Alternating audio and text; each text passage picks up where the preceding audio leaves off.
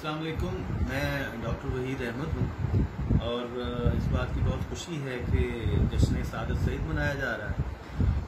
सादत सईद साहब से मेरी न्याज़मंदी बहुत पुरानी है। ये सन 1980 से लेके और आज तक जारी सारी है।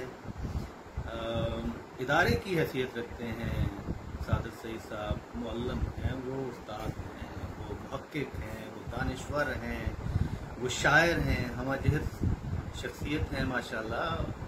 लेकिन मैं सबसे ज़्यादा उनके शायरी के शोबे और वो भी नज़्म से मुस्तफ़ीद होता हूँ और बहुत पुराना मुस्तफ़ीद होता हूँ। उस वक्त मैं मेडिकल स्टूडेंट था जब हम लोग काफ़ी है उसमें आकर उनकी नज़में सुनते थे, मेरे कुकनुसा मेरे कुकनुसा, और फिर लाइलपुर में जाकर हम इसे दोहराया करते थे। तो ये सिलसिला जारी और सारी है। मैं सादत सईद साहब की लंबी उम्र की दुआ करता हूँ और जश्न सादत सईद पर बहुत खुश हूँ। बहुत बहुत मुबारक, बहुत शुक्रिया।